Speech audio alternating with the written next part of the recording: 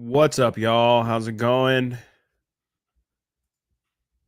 Welcome into the Sactown Sports Kings recap. My name is Chris Watkins, coming to you after the Sacramento Kings fall in Miami to the Miami Heat by a score of 115 to 106. They are now 5-31, I believe, all time in the Sacramento era in Miami. So this place just continues to be an issue. I'm not going to believe it was the Miami flu tonight. I just refuse to believe that when the Kings arrived at, I think G-Man posted on his Twitter at like 3:40 a.m. on Tuesday. I just refuse to believe that the Kings went out last night. So I'm not going to blame the Miami flu for how they performed. I'm going to blame bad shooting. And this has been a problem that we've talked about a lot this season. It's fine. I totally get why it's a lot healthier to just say, some days you're going to make shots, some days you're going to miss. And today was one of those days where the Kings missed. And that's totally fine to live your life that way. I cannot. I cannot watch them just continue to shoot threes and miss threes. And I understand that Miami went to the zone tonight. They go to the zone every single night. And so I don't want to hear any excuse about, oh, the zone really slowed down the Kings. I mean, yeah, it should slow down the pace of the game because, yeah, when you do see a zone, you should definitely try and dissect it and figure out the weak points. And the best way of doing that is moving the ball around and trying to find the cracks in the zone or get people late on rotations. But I mean, for them to just look like they had no idea what a zone defense was, like this was the first time anyone has ever presented a zone in front of them. I couldn't watch it. I know it was tough for them to get to the rim as well. That would of course be the counter to, hey, if they're not going to shoot threes, get to the rim. That's the easy thing to say. They were trying to get to the rim.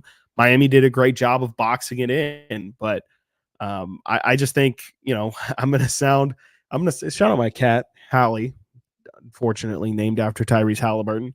I'm gonna agree with Crown Royal tonight, everybody.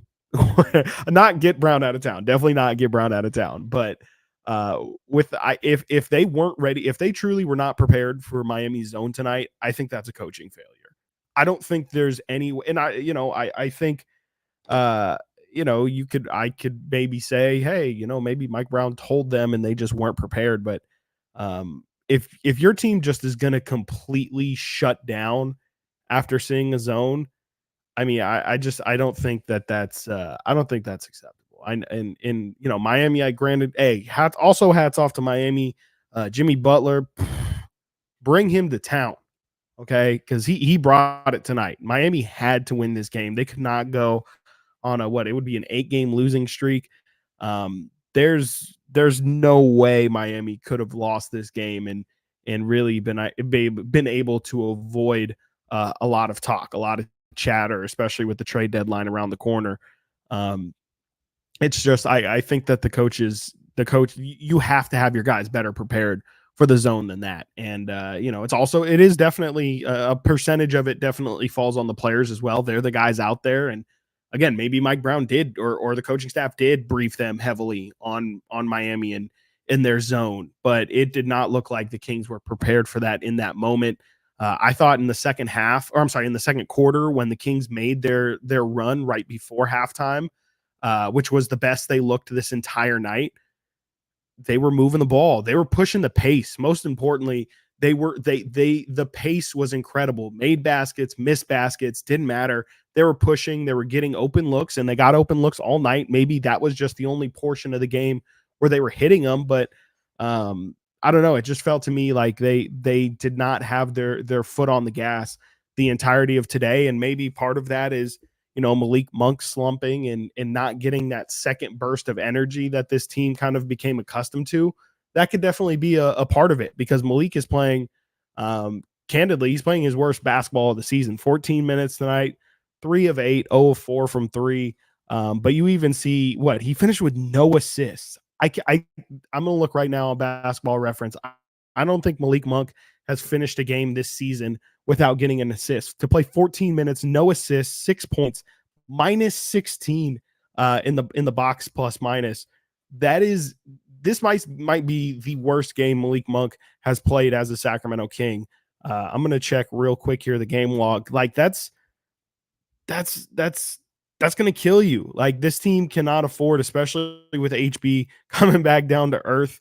Kevin Herter I think is playing well, but they kind of need all the wheels moving in order for them to be playing their best. Malik, he has played one game this season without getting an assist. That was Minnesota, where the Kings won by 13. That was, I believe, the game after Thanksgiving. Malik had 17 points, though, and had no assists. So tonight, 6 points, no assists. And I'm going to check last year just for good measure. Last year, Malik Monk assisted games. Last year, he only had one game with 0 assists as well. It was not a good game. Kings did win it. That was in Cleveland. Malik played 21 minutes, 9 points, 0 assists, 5 turnovers.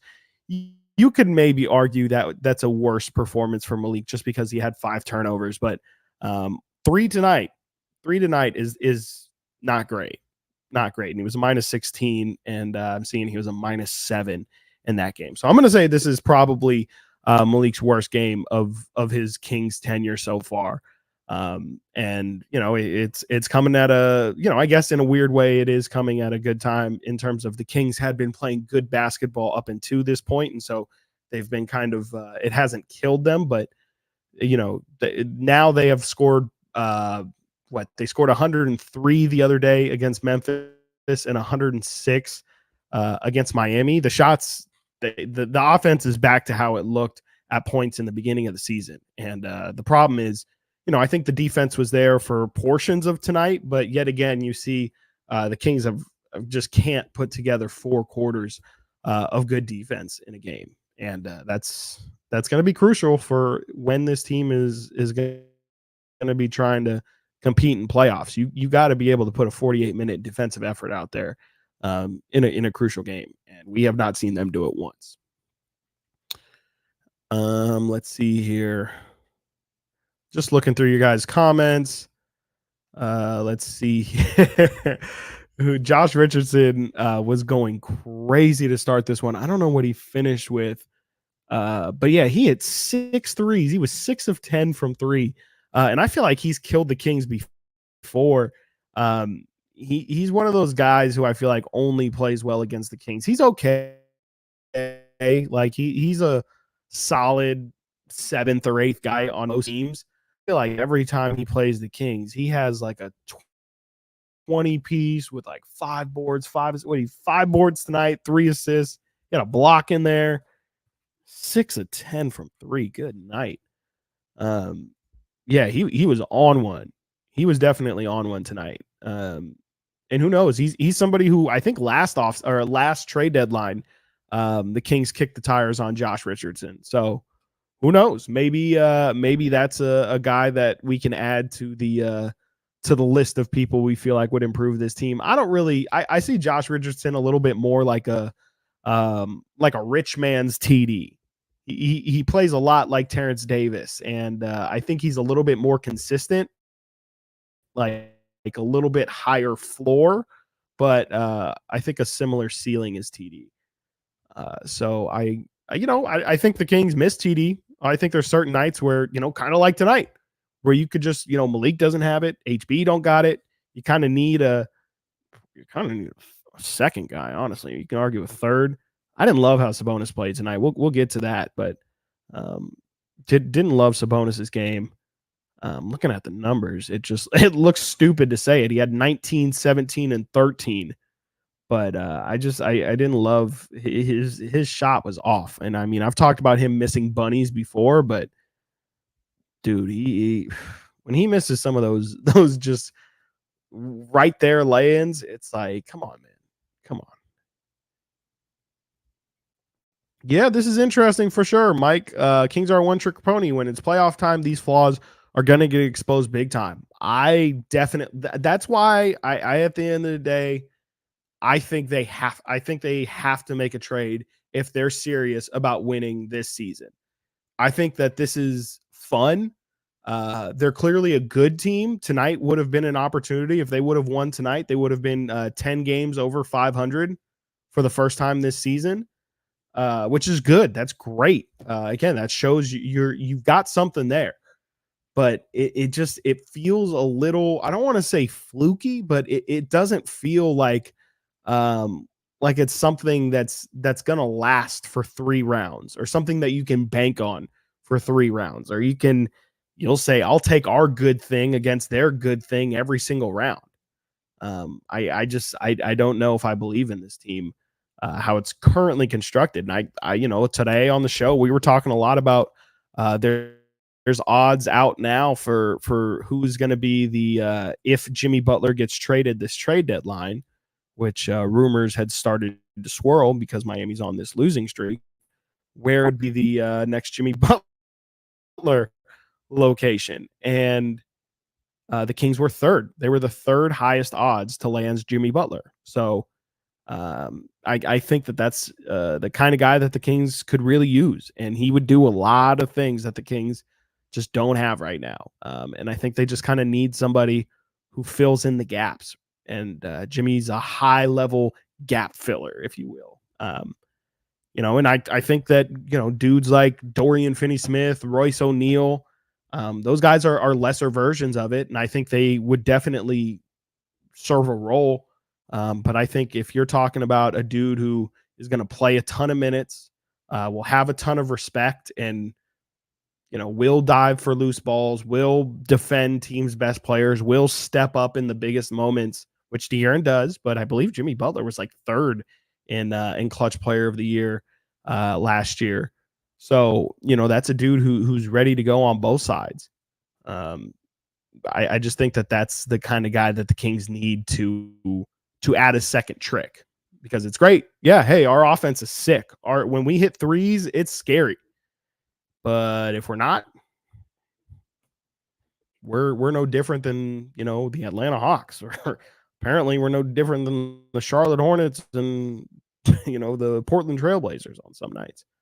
But I think it's important that this team tries to have some other identity, or again, just have a different way of winning. Win these kind of games. It's one thing to win these kind of games against the Memphis Grizzlies, who have 8 players and half of them are G Leaguers, but it's another thing to try and win this game, this style of game, which was absolutely a Miami Heat style of game, and come out on top. It's a completely different thing. Yeah, Street Thumper, this is what I'm talking about. What were they from 3 tonight? I don't even know what they finished from 3. 12 of 40. They still took 43s, and they knocked it down at 30%. Like HB, 0 of 6. He's now, quick math, he's 2 of, what was he, 2 of 10 last time? 2 of 16 the last 2 games from 3. Welcome back to Earth, De'Aaron Fox. We're going to talk about it during the highlight or the Twitter portion of today's show, but De'Aaron set a career high for most threes in a season today. It's great. His 3 looks like it's taken a major step forward this year. I don't need De'Aaron Fox taking 8 threes. Even at the beginning of the year when they were going in, I didn't love the volume he was taking it at. It was great that they were going in, fantastic even. But this was my fear, is that when they're not going in, he's still going to take it. And yes, it's great that he's got the confidence to take it. And in an ideal world, if the shots were going in, I probably wouldn't feel as bad about it, of course. But I'm not 100% sure that De'Aaron Fox every single night should be taking 8 threes. To me, I feel like it should be we see Domantas Sabonis tonight. Perfect example. He took 1 3. He has a really good gauge of, hey, this is probably a 3 I should take. And, if I make 1, then maybe I'll take a second. But rarely do you see Domantas Sabonis miss a 3 and then take another 3. And if he misses that one and he's 0 for 2, I don't think I've seen Domantas Sabonis go 0 for 3 all season from 3. So that's kind of the approach I would prefer De'Aaron have. Maybe if he feels like this is the only you can't get one without the other, you don't get De'Aaron Fox first half of the season without dealing with this. There's definitely an argument that trade off is worth it. But I just personally feel like his shot, I would prefer it be a little bit, obviously a little bit looser of a trigger, but I would kind of like it to be a little bit more like how Sabonis approaches it. Also, apology. I saw somebody said that I think it was Mid Rock said he had to get out of here because the weather's a little crazy. I'm watching on my screen. Sometimes it's a little laggy. So I'm also it's the weather's crazy out, y'all. It is absolutely insane out there. People have been using the term storm all week, and I was like, look, relax. Like let's save storm for some real weather. It was sounding really bad earlier, so I apologies if I'm a little bit laggy on the stream here. Do. Keegan should be untouchable. I don't know. I mean, nights like tonight, definitely. I mean, at this deadline, he's pretty much he's as close to untouchable as you can get. I don't know if I would fully throw the permanent marker stamp on untouchable for Keegan, but you know,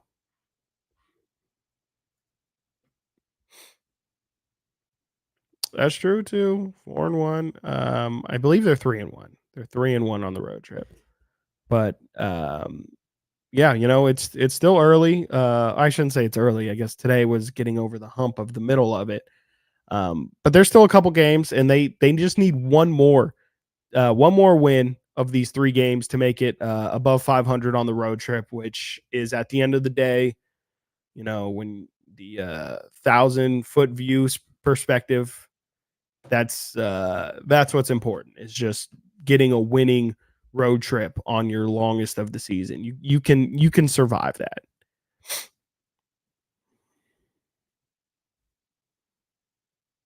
Mm-mm-mm.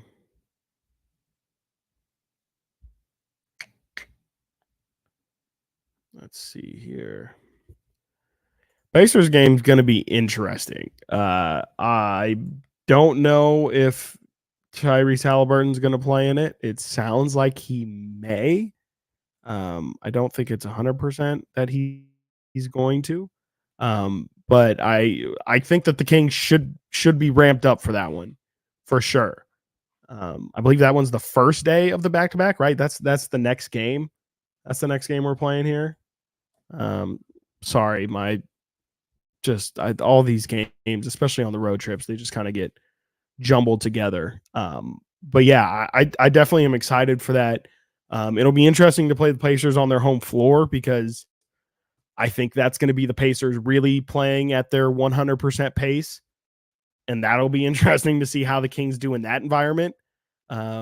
Just kind of with how fast they're going to play at home. That'll be interesting just to kind of see numbers wise who's involved. There's going to be a lot of opportunities for points in that game. Are we going to have multiple 30-point scorers? Are we going to have 5 guys in 20 points? Really interested to see how that one goes. Mm-mm. Hmm. Hmm.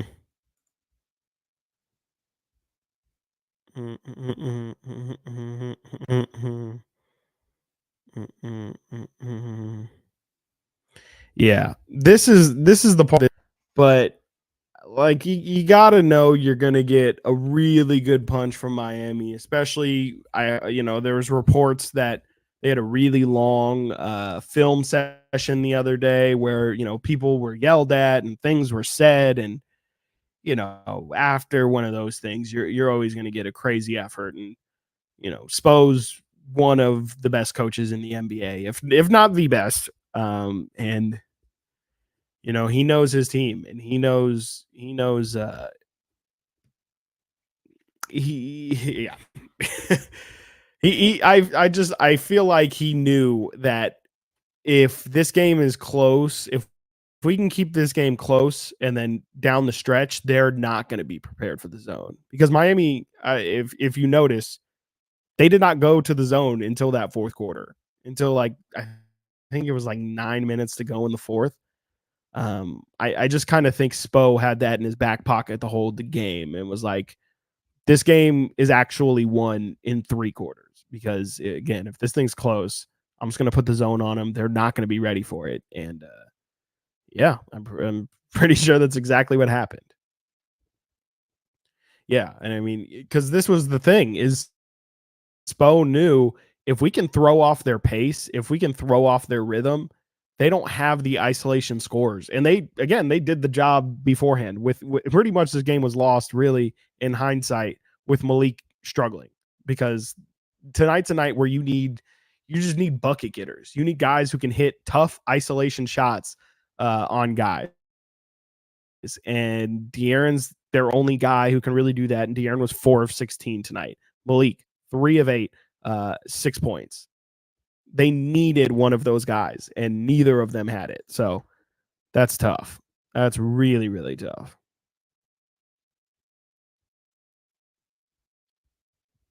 Let's see here. Yeah, it really looks like I'm lagging now. So apologies.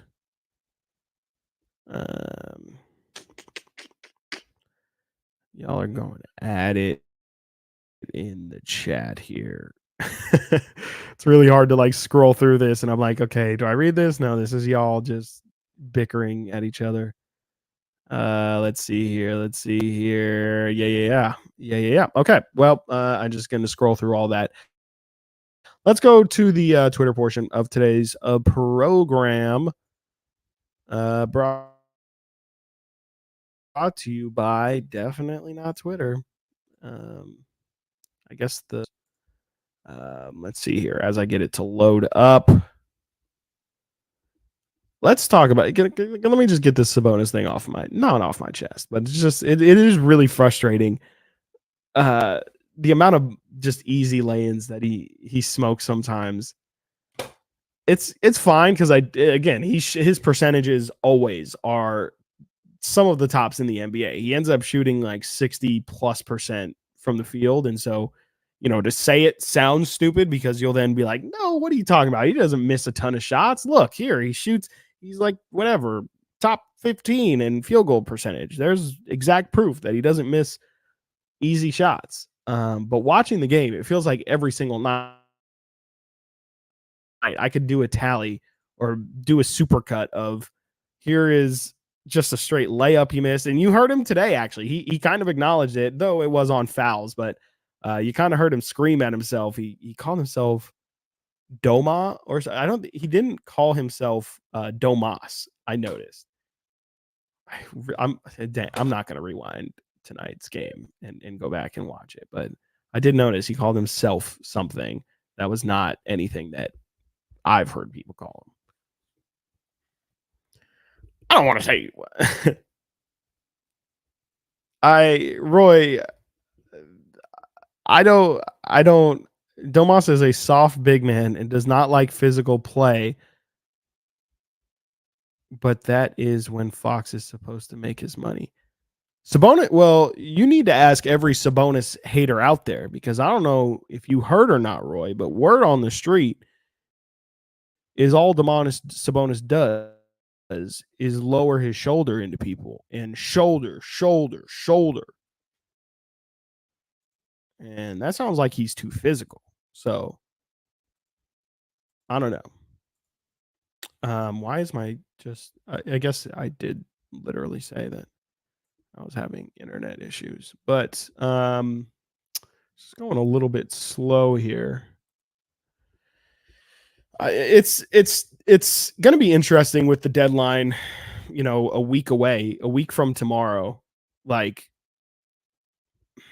I really feel like something's going to get done on this road trip here pretty soon because the Kings come back the day before the deadline, or I guess have a game the day before the deadline. They get back probably Tuesday, the 6th of February, and the deadline's the 8th.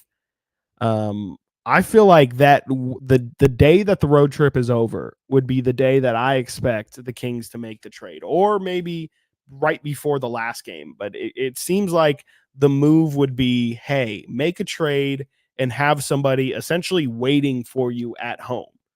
Get the physicals done, get all that stuff done, get it done before the actual deadline chaos when everybody is the price is the highest it's ever been. Some guys it might be lower because people um are they're excited to get those guys out of there. But let's see. Yeah, the Kings play at 4 o'clock local time here in Cleveland. What I think Cleveland's 2 hours. I think it's 2 hours ahead. It might be three. We'll assume it's 3 hours ahead. How about that, Cleveland? Um, so what? That would put it. I'm just trying to figure out if yeah, I guess they would probably make a move after that game. I that's what I would suspect. I would just suspect after Saturday's game against the Bulls. I think all things are up in the air pretty much. That's when I would expect deals to get done. And again, I would be pretty shocked if absolutely nothing gets done. That's pretty crazy.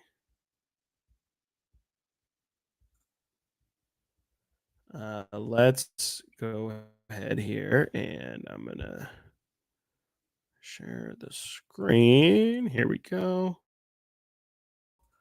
Go over to our bookmarks tab here. And we're start this one off. The game started off with Keegan Murray. And the reason I saved this was mainly to show because it was really the first three clips that they show from NBC Sports. They're all Keegan Murray because Keegan Murray kept this team afloat to start this game. And I really don't know if the Kings could have survived without him. He was just hitting everything. You see, even here, I think there's a play here where Keegan, uh, you know, oh man, now I'm getting ahead of myself. Dang, all my bookmarks didn't save. Bookmarks is trash. Elon, fix your bookmarks. This is like the third time that this happened. But Keegan Murray also had a play where he stole the inbound, or he missed it. They got the rebound. He charged the defender, got the steal, and then got the dunk immediately after. Keegan was on it from the jump tonight. And this is really good from De'Aaron here. He strips Jimmy Butler. Jimmy really was like, I'm going to cook you.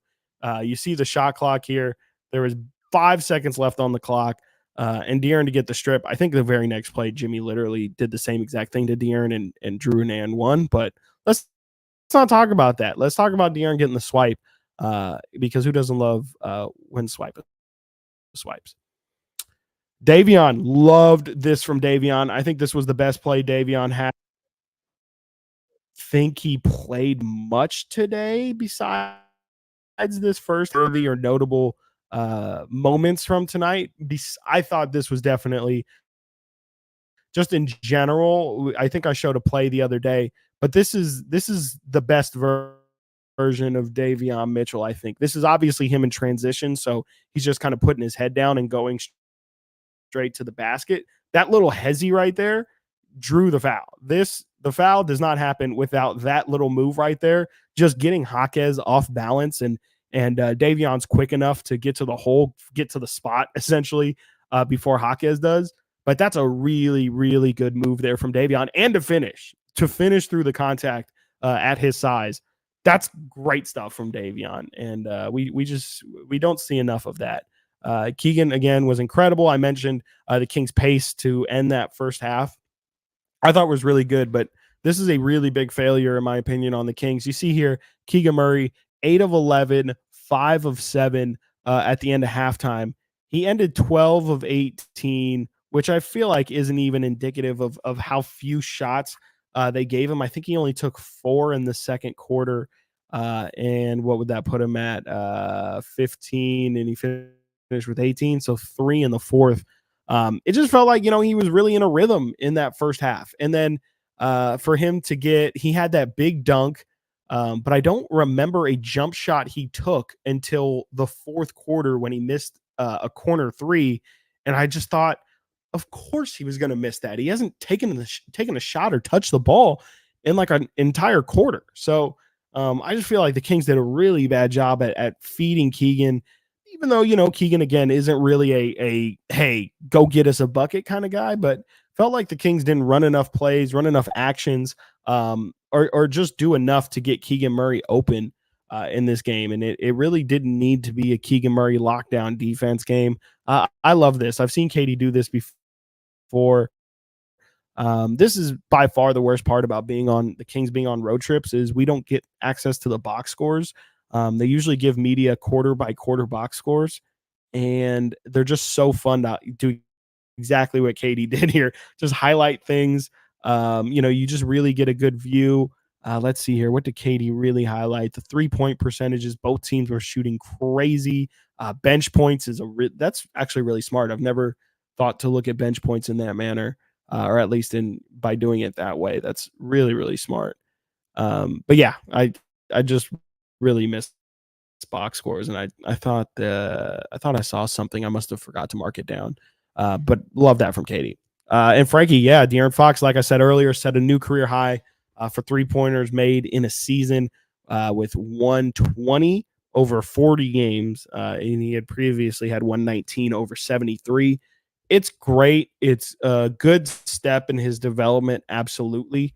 I just think we kind of need to find, and maybe it's going to be through trial and error, but I think we got to find exactly what the right diet of threes for De'Aaron is, because I don't think and I'm not saying he takes a lot of bad threes. I think he also takes a lot of open threes, but and I don't necessarily think this is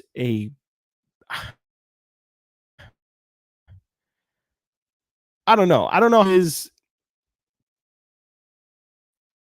I mean, but if he doesn't hit this, then it's an early in the shot clock. I don't want to say it's a momentum killer, but like it's early in the first and sorry, early in the second half. You just climb and then to just shoot this shot if it misses. It's not really a momentum killer, but it gives Miami an opportunity to go up 4 and then another stop and then you're 3 possessions down. It's just I don't know. It just kind of leads to a slippery slope. And again, he makes it. So I don't know. I just maybe it's, and again, this is me personally. Like who the hell cares about if I think De'Aaron Fox definitely doesn't care if I think it's a good shot or not. How about this dunk from Keegan Murray? Huh? Keegan Murray. This is more of this also. I mentioned more of this with Davion, but doesn't always have to be a 3. And for him to, you see how Kevin Love closed out there. Kevin Love is totally living and dying with closing out on this 3. The last thing he probably expects Keegan to do is drive there. And it's also a failure on Miami. They had no rotation there. I think those other guys kind of assumed Keegan was going to shoot it as well. But this is great from Keegan to just kind of figure out some counters for his game. And if he can get some nice dunks like this, Keegan had, I think, 3 dunks today. One off a lob, one at the beginning of the game that I talked about, and then that one. So, and this is like, again, the Domas 3 that I was talking about when it comes to De'Aaron. But this is awesome. I think Sabonis, they said on the broadcast, is shooting 44% from 3, granted on low attempts. That's crazy. Because of course, it's not just about this year. It's about how he becomes more and more comfortable. Maybe next year it'll be on 1.5 threes, and then it'll be on 2. And then by the time Domantas Sabonis is 35 years old, maybe he's taking 3.5, 4 threes a game, and he's knocking it down at 38%. And you're talking about, oh man, this guy is, much like how Brook Lopez really changed his career and how it went. And you can see our guy Frankie Cardicelli here. Just the 58% from 3 here is what I wanted to talk about. Really insane how the Kings continue to allow, and at this point I have to say that it's on the Kings. It's not just, oh, what a random thing that continues to happen, but Miami shoots 46% from 3 tonight, and it feels like every single night opposing teams are just lighting it up from 3. And Mike Brown wants his players to run guys off of the 3-point line, and that's kind of their version of reducing the amount of threes. But I feel like it just hasn't really worked to reduce teams from getting into a rhythm from three. Let's see here. I'm just gonna go by game here. Let's see here. So Miami shoots 46% from three tonight. Memphis shot 36%, which is above league average. Let's see here. Dallas shot 34, but then you have Golden State shot 51. The other day, Indiana, when they beat the Kings, shot 39. Before that, Phoenix in that disastrous comeback or blown game, if you will. Phoenix shot 45%. The game before that, Milwaukee, the Dame shot. Milwaukee shot 46%. Philadelphia in that blowout the day before shot 42%. And then before that, when the Kings lost to the Hornets, they shot 42%. So it's really been a trend.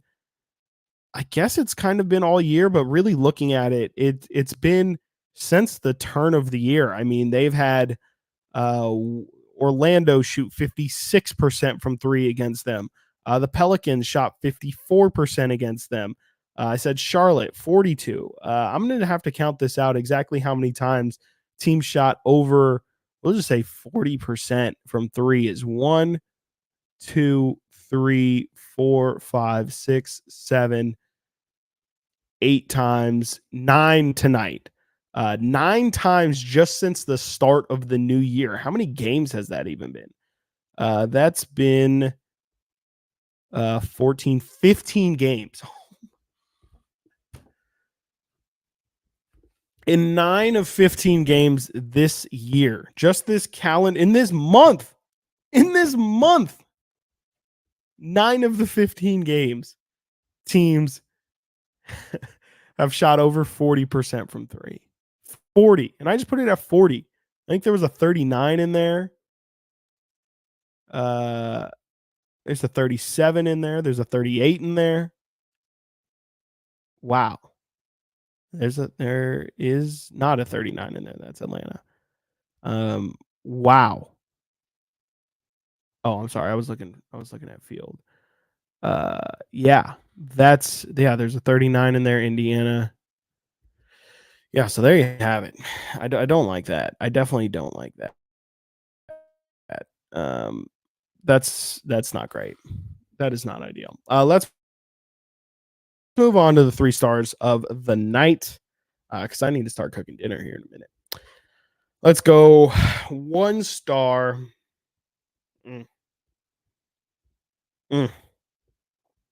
Man. Oof. Dreary. Probably should have looked at this beforehand. I'm going to go 1 star Kevin Huerter. 6 of 12, 2 of 6 from 3. Okay. 14 points, 4 assists. Kevin's played much better defense. Really, it's been a while actually since Kevin's played bad defense. But I mean, 14 points. That's good. That's around again where Kevin was at the start of the year. I'll take 14 points from Huerter. 2 threes. That's about what you need minimum from him every single night. 4 assists for Kevin. I'll take it. Domantas Sabonis, 2 stars, 19 points, 17 rebounds, 4 offensive, 13 defensive, 13 assists, a steal, and a block. Only 1 turnover. Crown, where are you at? Crown, 1 turnover for Sabonis today on 13 assists. I'm joking. I feel like I've talked about Sabonis enough today, but it's ridiculous that he keeps putting up these performances. 17 rebounds. That's going to up his average. He's up to 13 a game before tonight. He was great. I mean, Sabonis is, with the exception of the missed layups, I mean, he's a force. You can just kind of look at, I've literally done it. You just kind of look at the other team that you're playing on a given night, and you look at the opposing team centers, and you can kind of tell. You're like, ugh, I don't have anyone who's going to be able to deal with Domas tonight, at least on the boards. He's a monster. He's a freaking monster. And he maximizes all of his he's not he's skilled. He's very skilled, but I wouldn't say he's the most naturally gifted basketball player I've ever seen. But that dude is all hustle, all grit. He gives his 100%, and he just maximizes everything. Like he's going to grab every single rebound that he can. And this team does need a guy like that who's just constantly going at 100%. But of course, 3 stars today goes to Keegan Murray, who had himself a freaking night. Disappointing that the Kings did. I guess it's not disappointing that the Kings won that game for the Warrior game for HB. It's great that the Kings didn't waste that performance, but it is a little sad that the Kings have to waste a Keegan Murray performance like tonight. 33 points, 7 of 11 from 3. Like I said, 21 points just in the first half. This is a guy that if you can get just somebody else to contribute on a night where Keegan's got 33, um, that's what you want, man. This is what you want from this dude. Is he wasn't even I don't think today it was in the game plan for Keegan to have the kind of game he had. I think it was just oh shoot, Keegan's hitting tonight. Let's feed him. And unfortunately the Kings stopped feeding him in the second half. And I think that's a failure by them. But I also think they didn't play nearly physical enough against Miami. And Miami's one of the most physical teams in the NBA always. And you're going to have to play physical with them. And I just didn't think the Kings wanted the smoke tonight, to be honest. And it's okay. We're in the middle of the season. Trade deadline's a week away. All-Star break's 2 weeks away. I get it. But you know, really, really great teams. They bring it. They bring it a lot. They bring it. I won't say every single night, but they bring it 75 out of 82 games. And I don't know. If it feels like another. Again, maybe this game is completely different if shots just go in, and it could be that simple. But I just feel like too many times this season we've seen this team just feel flat, and it shouldn't be that way. It should not be shots determining. I don't want to say energy level. I don't know if it's necessarily energy level, but again, it just feels like shots going in or out shouldn't be the overall thing that determines the game. Win some other way. Win dirty, win gritty. And I know this is probably the toughest team to win a dirty, gritty game with, but I just think you have to have the ability to pull these games out. You got to have that in your locker, and I'm not sure the Kings do. And also got nothing from the bench tonight. A total of 15, 18 points from your bench. The bench has been really bad. It's been really, really bad. They're getting nothing from their bench. I mean, I shouldn't say nothing. Like Trey comes in, he'll give some good minutes. JaVale will have some good moments, some really bad moments. Davion, same thing. Malik is obviously, it feels like the entire bench's performance is based off of how did Malik do on that night. I don't know. Again, last year felt like the Kings had tons of different options that you had to be afraid of. And Terrence Davis, who I mentioned earlier, was one of those options. But I don't know. Like this year, it's just felt like, hey, the Kings have De'Aaron Fox who can go crazy. Sabonis obviously has dominated some games, but who else can you say consistently is going to show up for the Kings? I don't know. Keegan played great today. He played terrible the other night. HB had the best 3 games maybe of his Kings career. Tonight, 4 of 13. Again, he's 2 of 16 from 3 in his last 2 games. I don't know, man. I don't know. The sky is not falling. Okay, we do not lose one game and then all of a sudden the Kings are trash and can't win anything. But it's just it feels like when they lose, you really see the cracks in the armor, and you can lose and look good. That's the thing that I feel like does get lost sometimes. You can lose the game and at the end of it say, hey, you know what? We gave great effort. We played great. There were some things down the stretch that we got to tighten up, but we played good today. I do not feel like the Kings played well today. I feel like if they would have won today, it would have felt like, ugh, they survived Miami. They really skirted by that. And that just doesn't always have to be the case. Like, have the Kings looked good in a loss this year? Not, I mean, not one that I can remember. The one that you can maybe say is Milwaukee, and even then, it's like, what, didn't they allow like 140 points in that game or something like that? I don't know. I don't know. I need to go make dinner. That's what I do now. Let's see here. I never pulled up the Kings schedule. Let me get the schedule up here real quick. We'll break down the schedule, and then we'll get on out of here. The Kings, like I said, finished their fourth game of this road trip, and of course, I didn't open up the schedule, so now I need to do that. Fourth game of their 7-game road trip. They will go to Indiana on Friday, and then play a back-to-back in Chicago on Saturday, then close it out on Monday. And yes, like I said, Saturday is the day. I think if that game's over at 7 o'clock our time, I don't know if Monty McNair will be on the phones, as that game's going on. But I feel like any time after tip off of Cavs Kings, that's when I would really have my Adrian Wojnarowski notifications on. I just feel like a move is happening, and they're probably going to wait for this road trip to be over. But I can definitely, and just timeline wise, makes a lot of sense for if you are going to make a move, have them meet you in Sacramento. You'll be on your road trip. It can either I guess it can happen after that Chicago game. I'm sorry, after that Chicago game on Saturday. I just think, you can say, we'll ship our guys off. We're gonna have some guys out against the Cavs, and then we'll just have him. We'll just join him in Sacramento for that Pistons game the day before the deadline. So look forward to that. And then the Kings, when they do arrive back at home day before the deadline against the Pistons, and then against the Denver Nuggets, who the Kings will play 3 times in the month of February. So get used to that. Hope you all have a fantastic night. Hope it goes better than this game did. I will see you guys Friday after the Pacers game. Y'all have a good